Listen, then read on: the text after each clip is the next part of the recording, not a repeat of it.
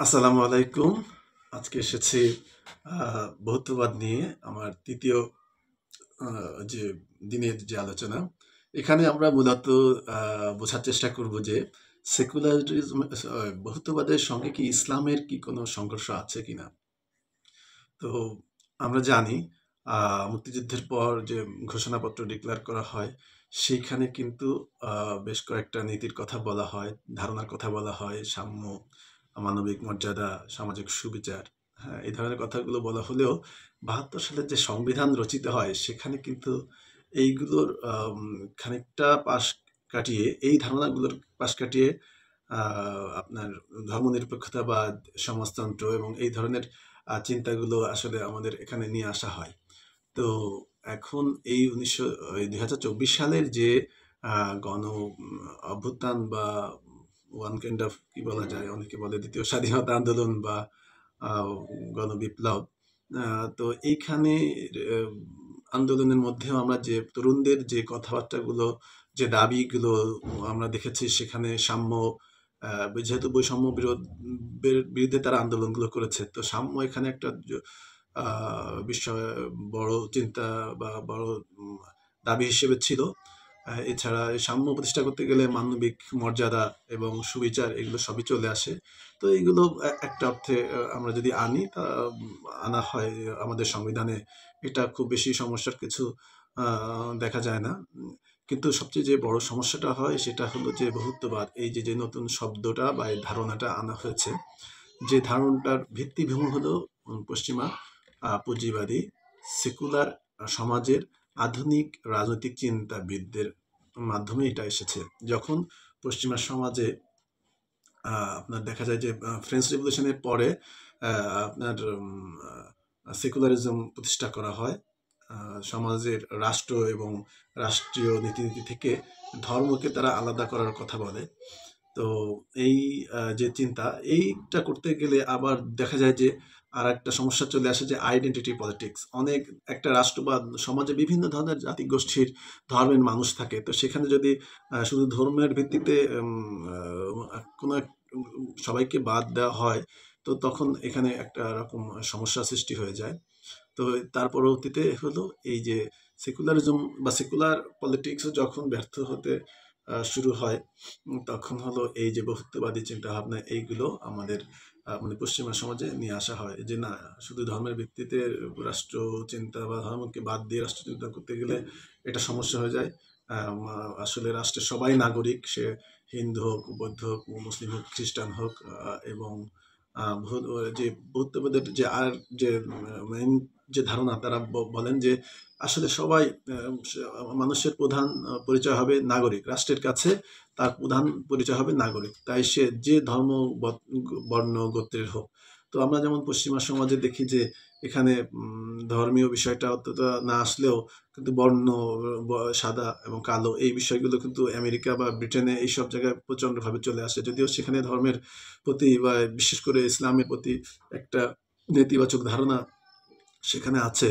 তো এই জন্যে ওই সমাজে দেখা যায় যে বৌদ্ধবাদী চিন্তাভাবনা নিয়ে আসা হয়। সেকুলারিজম চিন্তার, সেকুলার বা ধর্মনিরপেক্ষতা চিন্তার ব্যর্থতার পরে। তো এখন আমাদের কথা হলো যে এই মানে আলী রিয়াজ স্যারকে যখন বিবিসি প্রশ্ন করেন যে আসলে বহুত্ববাদ কেন? তখন উনি বলেন যে বহুত্ববাদের মাধ্যমে আসলে ধর্মনিরপেক্ষতাবাদের চেয়ে বৃহত্তর মূল্যবোধ আমরা এখানে অন্তর্ভুক্ত করার কথা বলেছি। তো এখন বৃহত্তর মূল্যবোধটা কি? এইটা আমাদেরকে আ উনারা ক্লিয়ার করেন নাই, ১। এবং সেটার ভিত্তি কি? সেটার ভিত্তি কি পুঁজিবাদী সেকুলার চিন্তাভাবনা? নাকি সমাজতান্ত্রিক সেকুলার চিন্তাভাবনা?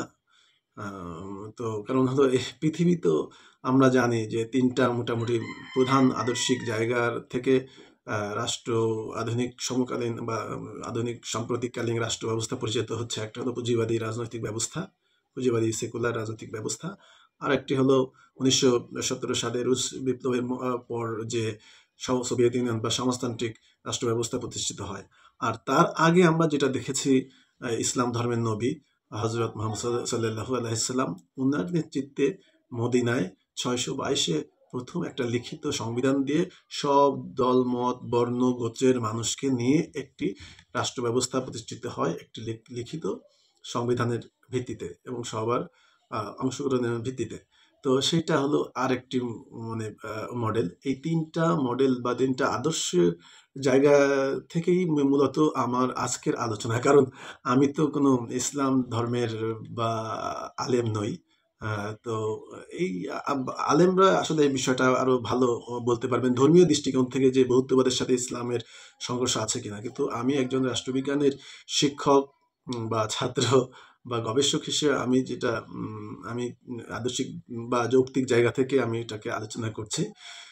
তো আহ, এখন আদর্শিক জায়গা থেকে যদি এটাকে আলোচনা করতে হয়, তো আমরা বলেছি যে তাদের পৃথিবী বিভিন্ন রাষ্ট্র ব্যবস্থা চালাচ্ছে ৩টা আদর্শ।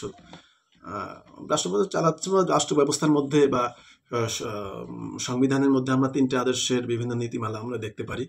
একটা প্রথমত তো আমরা সারা বিশ্বকে এখন যে আদর্শটা নেতৃত্ব দিচ্ছে সেটা হলো পুঁজিবাদ বা সেকুলার পুঁজিবাদী ব্যবস্থা।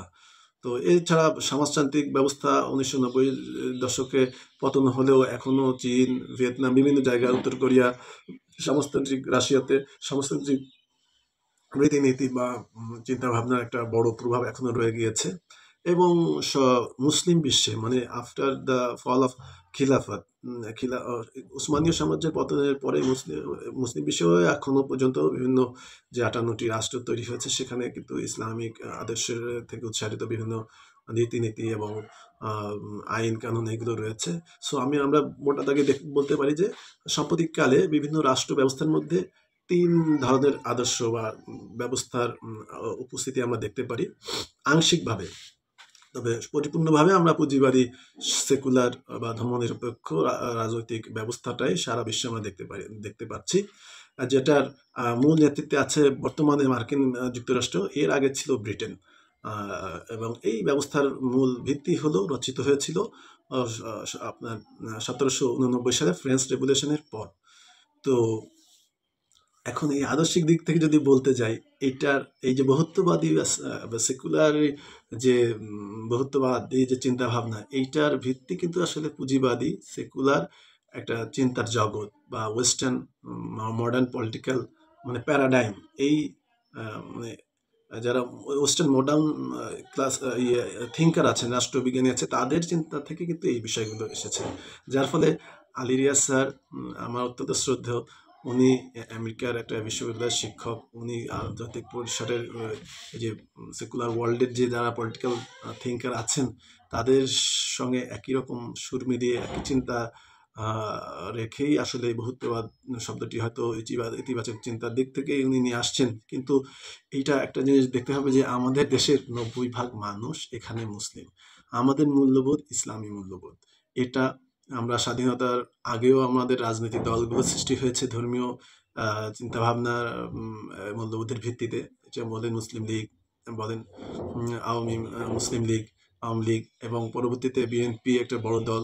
তারাও আসলে শহীদ প্রেসিডেন্ট জিয়াউর রহমান উনিও ইসলামী মূল্যবোধের কথা বলেছেন এবং সংবিধানে সেকুলার শব্দ বাদ দিয়ে সর্বশক্তিমান আল্লাহর প্রতি আস্থা এবং রাষ্ট্রধর্ম ইসলাম। তো এই ধরনের আল্লাহর প্রতি আস্থা এবং পরবর্তীতে এরশাদ হোসেন মোহাম্মদ এরশাদ রাষ্ট্রধর্ম ইসলাম, এইগুলো যে ওনারা করেছেন আসলে এটা কারণ হলো দেখেছেন মানুষের কমন যে বিলিভ এটার সাথে এটা ম্যাচ করে এবং এটা দিয়ে আসলে যদি সেই ইসলামের যুগে যায় তো সেখানে কিন্তু সব ধর্ম মতের মানুষ তার নিজস্ব ধর্ম কর্ম সংস্কৃতিকে বজায় রেখে চলেছিল। এবং আমরা বাংলাদেশের সাম্প্রতিক ইতিহাসে যদি দেখি নবাবী বা সুলতানি আমলে সেখানেও কিন্তু একই অবস্থা ছিল। সেখানে শরিয়া আইন দিয়ে শাসিত হতো রাষ্ট্র ব্যবস্থা এবং মদিনা রাষ্ট্র ইসলামী শরিয়া আইন দিয়ে চলেছে, ইসলামিক আইন এবং মূল্যবোধের ভিত্তিতে চলেছে।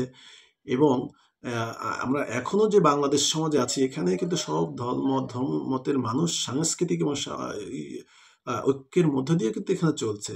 শুধু বিভাজনটা সৃষ্টি করে হলো রাজনৈতিক দলগুলো, কখনো মুক্তিযুদ্ধের পক্ষে, কখনো বিপক্ষে, কখনো কাউকে মানে মৌলবাদী বলে এইভাবে যে যে এগুলো আসলে কারণ হলো যে আমাদের রাজনৈতিক দলগুলো কখনো মানে এই পশ্চিমা বিশ্বের চিন্তাভাবনা, নীতি, আদর্শ এবং তাদের প্রতি অনেকখানি অনুগত।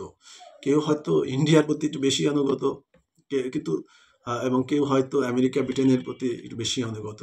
তবে এই দেখা যাচ্ছে যার ফলে এই বৈদেশিক যে আদর্শ, আমাদের এই ভূমির থেকে বাইরের যেসব নীতি, আদর্শ, চিন্তাভাবনার মানে করেন তারা, অনুসরণ করেন।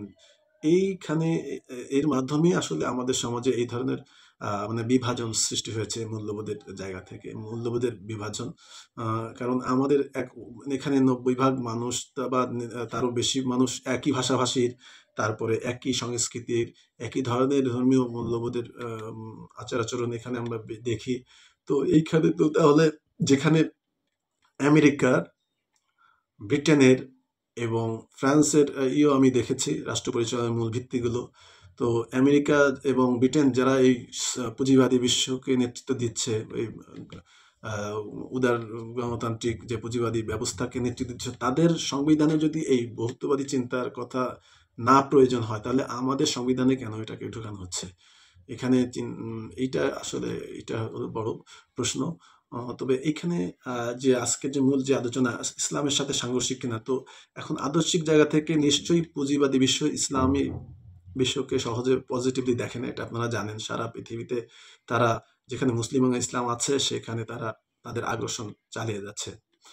কারণ এসপি হান্টিংটনের ক্লাস অফ সিভিলাইজেশন তত্ত্বের মধ্যে আমরা দেখেছি তিনি একদম স্পষ্ট করেই বলেছেন যে আমরা আসলে কোনো ইসলামী মূল্যবাদের কে আমরা ফেস করছি না। আমরা আসলে যেটাকে ফেস করছি সেটা হলো ইসলাম, যেটা আলাদা একটা নীতি এবং আদর্শ এবং সংস্কৃতির বিষয়। তো এখন আপনি যখন বহুত্ববাদী সংবিধানে ঢুকিয়ে ইসলামকে শুধু একটি ধর্ম হিসেবে দেখেন, তখনই তো সংঘর্ষটা লেগে যায়। কারণ আমরা যারা মুসলিম, এদেশের মুসলিমরা কিন্তু কেউ বিশ্বাস করে না যে সে আওয়ামী লীগ হোক, বিএনপি হোক, জামাত হোক, সব দলের মতের মানুষই কেউ বিশ্বাস করে না যে সুদ ভালো জিনিস, সুদ সমাজে বা রাষ্ট্রে থাকাটা ভালো। তাহলে আপনি যখন এই বহুত্ববাদের কথা বলে বা যখন এই রাষ্ট্রে আসলে মূলত একটা সেকুলার রূপ দিয়ে সকল আইন কানুন আপনি বা রাষ্ট্রীয় অর্থনীতি যখন আপনি সুদের ভিত্তিতে পরিচালিত করবেন, IMF, ওয়ার্ল্ড ব্যাংকের সাজেশন অনুযায়ী চলবেন, বিশ্ব ব্যবস্থার এই যে সেকুলার বিশ্ব ব্যবস্থা বা পুঁজিবাদী ব্যবস্থা দিয়ে পরিচালিত করবেন, এইরকম যখন চিন্তা থাকে, তখন তো এখানে স্বাধীনতার, আমরা স্বাধীন জাতিসত্তার বিষয়ও মানে সাথে সাংঘর্ষিক, এবং ধর্ম, আমার যে ধর্ম ইসলামের সাথেও সাংঘর্ষিক। আবার আমরা বিশ্বাস করি আমাদের নিত্য নৈমিত্তিক বিভিন্ন বিষয়গুলো আল্লাহর দেওয়া, সৃষ্টিকর্তার দেওয়া যে বিধান আছে সেটা দিয়ে পরিচালিত হোক।